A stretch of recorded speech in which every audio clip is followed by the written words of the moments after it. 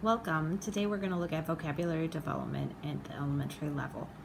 So let's look at vocabulary. That refers to the collection of words known by the individual or a large group of people, according to Merriam-Webster's definition. The National Reading Panel identified that one of the five key components of reading instruction is vocabulary. When you look at the Common Core standards of English language arts, they have vocabulary acquisition and general and disciplinary vocabulary as an anchor standard at both elementary and secondary levels that Mancock and Mancock found.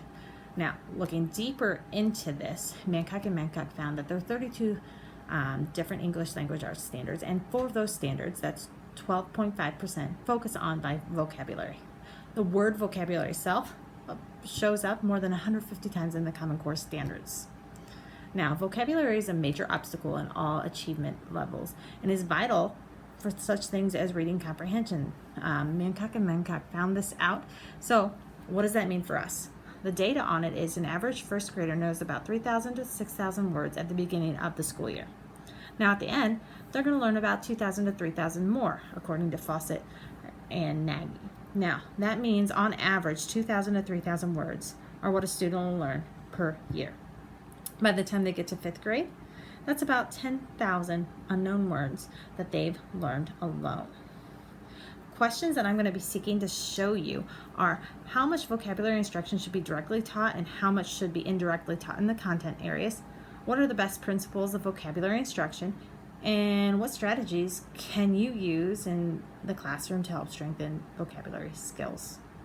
Question 1. How much vocabulary instruction should be directly and indirectly taught in the content areas? So direct instruction is explicitly teaching about the word, and indirect instruction is where the students are discovering the words for themselves. So the major problem with vocabulary development, especially in science, social studies, and math, is typically the vocabulary is learned through written definitions. And there's some studies to back this up. Fisher and Frey was the main ones looking at a Canadian upper classroom. And they found that 39% of the vocabulary instruction was dedicated to definitions, mainly through the dictionary and worksheet use.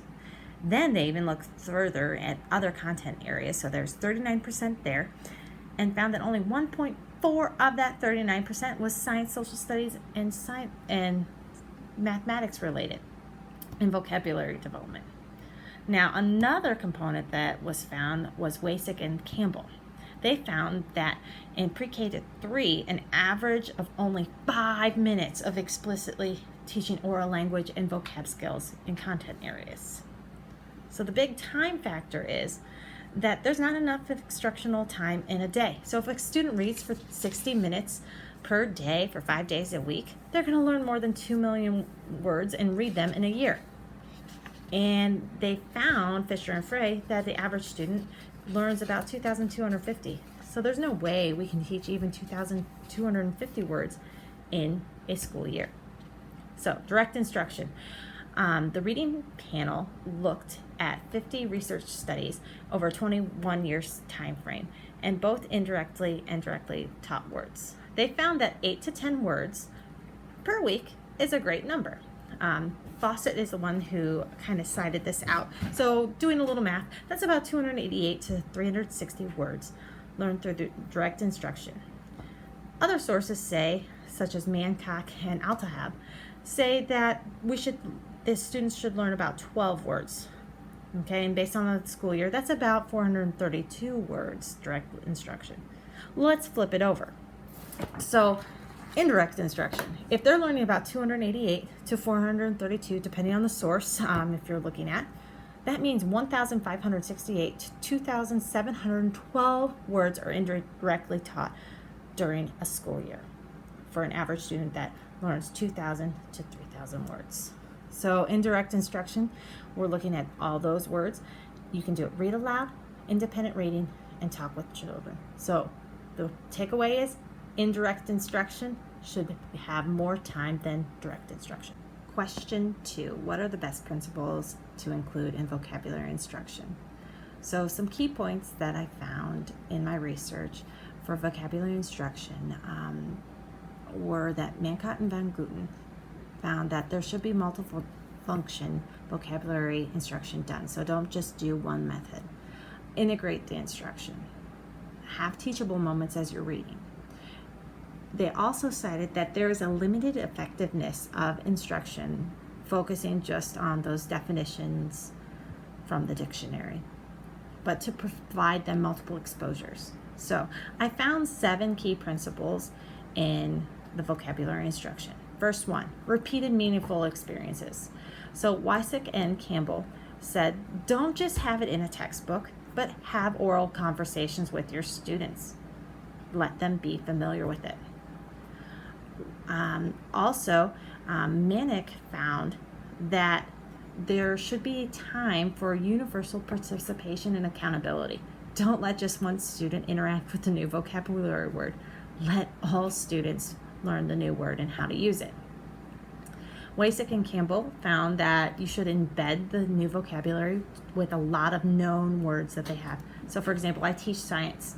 If I have the word biotic, have it in the context of, oh, we're outside right now. I see there's some biotic things like trees, dogs, and bugs living among us.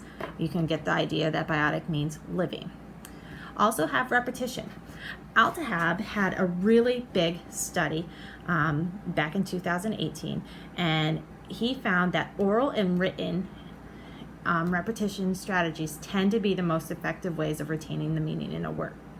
There's also this thing called the teaching vocabulary application. They call it the TVA for short. That means teachers look up high value words that are repetitive, explicitly teach those new words, and have exercises to go along with them. That method was found by Manick as well. Vocabulary wall, which some of us have, that can be used for high frequency words, content words, and have it up all the time. Manick and von Guten saw that that would make connections between the words.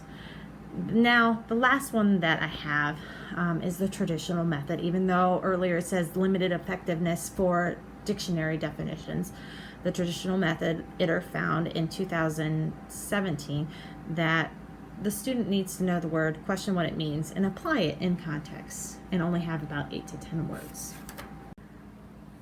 Question 3, what strategies can you use in the classroom to strengthen vocabulary skills? So the first way that I saw and found was Walters and Bozegard found in 2009 was vocabulary notebooks. They did a study with 60 students in the lower intermediate level, and each week students learned about 20 words.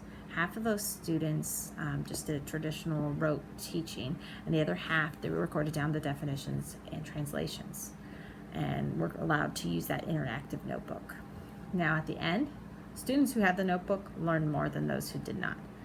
Bad thing was, direct instructional time was a lot more than what we found prior, what you should be doing, where you should be learning more indirect.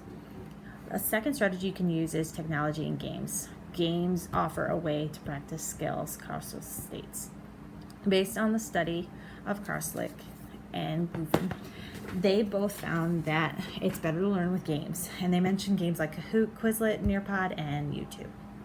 Read alouds. Wysick and Campbell both said that you're already doing it. Books provide the opportunity to learn the vocabulary word and a chance to encounter it in a way that they don't in the natural world.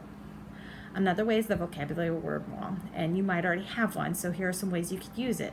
You could use it as Connect 2. Have the students find 2 words and how they can relate the 2. 2 and 1. Challenge the students. Write 1 or 2 sentences using 2 or more of those vocabulary words.